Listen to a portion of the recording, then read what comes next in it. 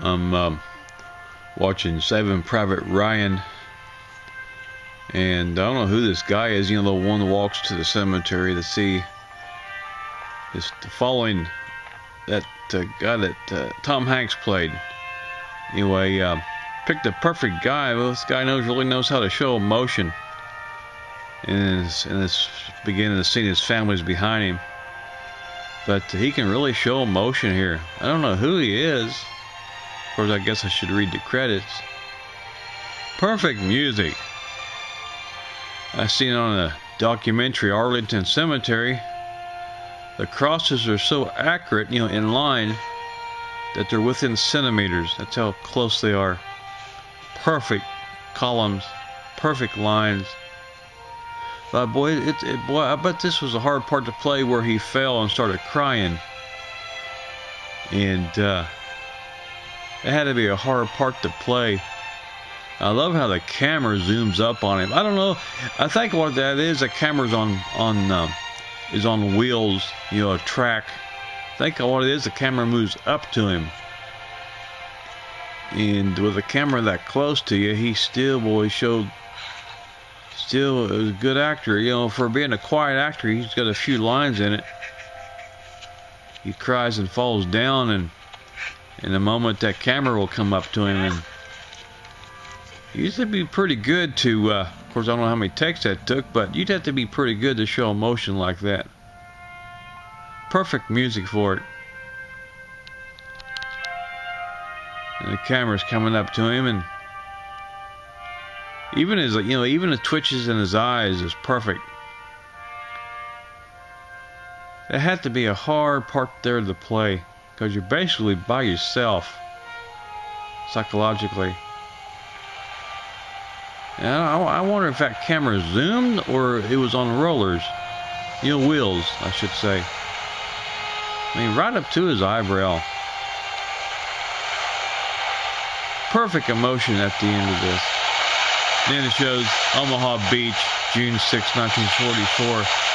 Tell you what, 2,000 rounds of bullets coming out. They don't call it bullets, they call it rounds. 2,000 rounds a minute. Well, had to be hell on earth. They're all getting sick. Well, you would get sick knowing you're going to be shot up within seconds. 30 seconds. And seeing one of the veterans on documentary, just like this movie, a lot of soldiers didn't even make it off the boat. Nah. And I'll see you on the beach.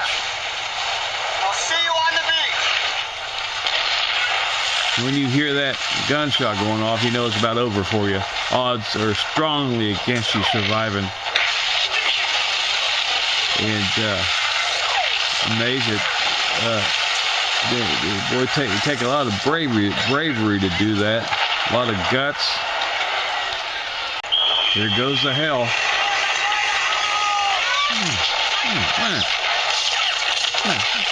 Everyone, just about everyone of them gets hit. Down, man. Is that 30, 50 caliber? I don't know. 2,000 rounds a minute. I've seen a documentary on that.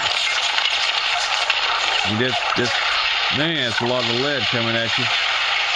Man. They said if you're a foot, or is it a yard in the water, the bullet won't affect you. If you're anything less than a yard, I think that's what it was, you're dead. And, of course, you could stay in the water forever, huh? But, man, you know, just bam. I think it was a foot. I think if you was a foot, they tested it. If you was a foot in the water, and when you popped up, you know, bam.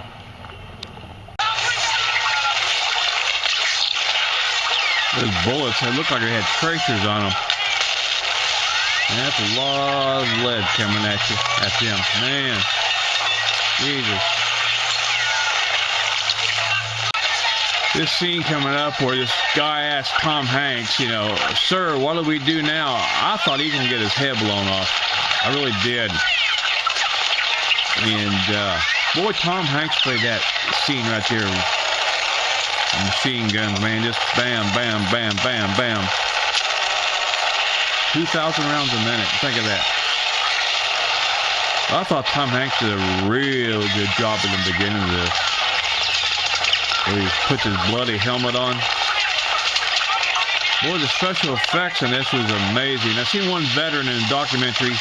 He said this is as close as it gets. Still not close enough, but he said this is as real as it gets. 2,000 rounds, you hear that? But that hit you. It just blow you apart. This scene coming up with Tom Hanks, he's going to put his bloody helmet on. And what it is, why it's silenced there, it's a shock of battle. And he played this scene perfect. I don't know if he should have got an Oscar for this scene. I don't know if that's how they give rewards on scenes. I'm sure they do, but man, he should have got an Oscar for this. You don't have to say nothing. It's always reactions. It's physical, his face. I mean, God, he should have got an Oscar for that. I would have voted for him in a heartbeat. The horrors of war, and he shows it every bit on his face. Sees that boat burning. You know, all hell's has already broke loose, basically, is what he's thinking. And that bloody ocean, man, that looks so real. All that blood. The boy's starting to yell at him, "Sir, what do we do now?" And I knew he's gonna get hit in the head, but he didn't. Do now, sir. I love how he says "sir" in the heat of battle. How could you hear he's ordering his men up the beach? He's a good actor. I like Tom, oh God, can't think of his name. Sizemore. You tell him to get out of his rear end and head up the beach. You heard him. In a real battle, it would be so loud. How could you hear your superior tell you that? How could you hear your superior give you an order?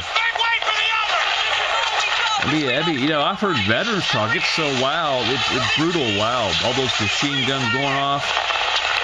Every kind of ammunition, bombs you can think of.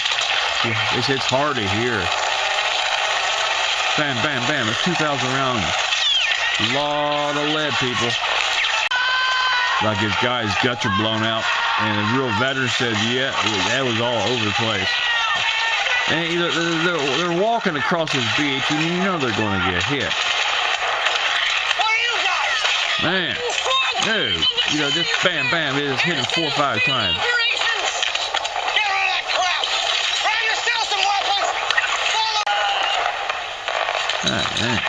This is real. You can get it. If you've never seen it, that's the majority of people I think have. But if you've never seen, I've seen it before. I'm just doing this to make the video.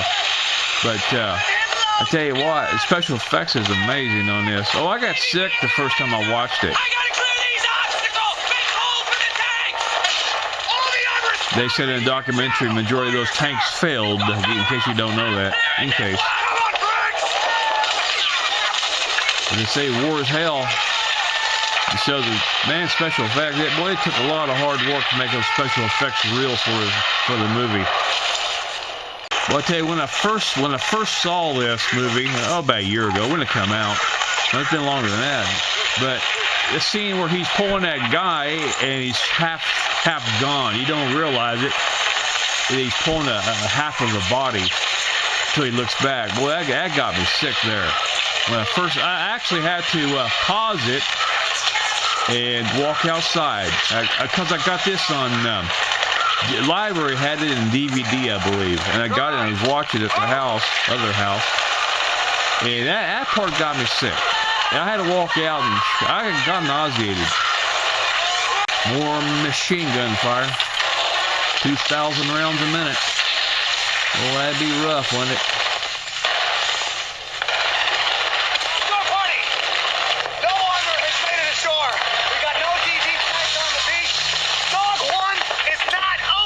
Not open.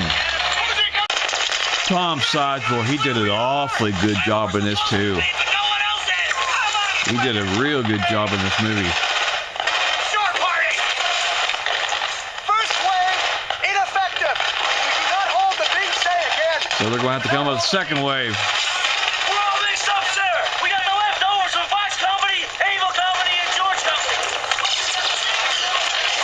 That's pretty clear, ain't it? I'm watching my Windows Phone. Party! It's your party! This Tom Hanks straps that radio with a bullet hole through it. Man, when you ain't got no communication in war like that, makes it 10 times harder. That radio shot. Of course, I know they got another radio man, but he's probably dead. But when you lose your communication like that on the radio in the heat of battle, oh, it's next to impossible. Cause the ships, no communication with you. You can't communicate with them. Nothing. Get his attention! Wait! Doc! Wait! Stop the... When you see horrors of war like that, they got as close as they could. When you see horrors of war, that's just a little bit more proof that there's a devil. Stop the bleeding! Just give us a fucking chance, you son of a bitch! Wait, son of a... Come on! Come on! Wait! Wait! They're trying to save a guy. In case you haven't seen this movie, they got his bleeding stopped, so forth, so on, and and Germans got him in the head. All that work for nothing. Of course, that's a medic's job.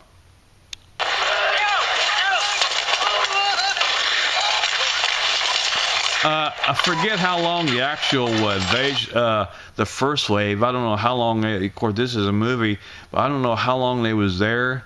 But I tell you what, 5 minutes in that would be that would be miserable. Even 5 minutes, whew, man. Pretty bad, so there's bound to be more. Tom Hanks looks at Tom Sizemore and says, "This is all that's made it." Oh yeah, that first wave at Omaha, according to the documentary I saw, just got slaughtered. Well, 2,000 rounds of ammunition coming at you, bullets I call it. That's got to do a lot of damage. I was watching that movie. I made a video on it, Saving Private Ryan. It'll be above or below this video. Anyway, I once heard one of the reasons why they draft 18, 19-year-olds is, of course, they're younger, but one of the reasons, I don't know how true this is, I once heard this, one of the reasons why they draft younger guys is younger guys will obey an order, easier than an older. In other words, you draft an older person, they're not going to obey an order of somebody younger than them, because somebody younger than them hasn't got experience regardless of their training. They ain't got the experience. I've heard that. That's one of the reasons why they draft young boys, say 18, 19, because they'll follow orders easier. You take somebody 30 or 40 years old on the battlefield, who's going to follow, that age group, they're not going to follow the orders of an 18-year-old, regardless of a court-martial. They don't care. It's battle. But anyway, I've heard that's one of the reasons why they draft 18, 19-year-olds. They're younger, plus they obey orders easier. Of course, the health costs are cheaper for an 18, 19-year-old, for the military to pay for the health costs. But, a 30 or 40-year-old could be just as healthier, better conditioned. But there's several reasons why they do that, draft at a young age. But I've heard the biggest reason of all, I've heard because they follow orders easier. I've heard that. But, there's several reasons why they do it that way.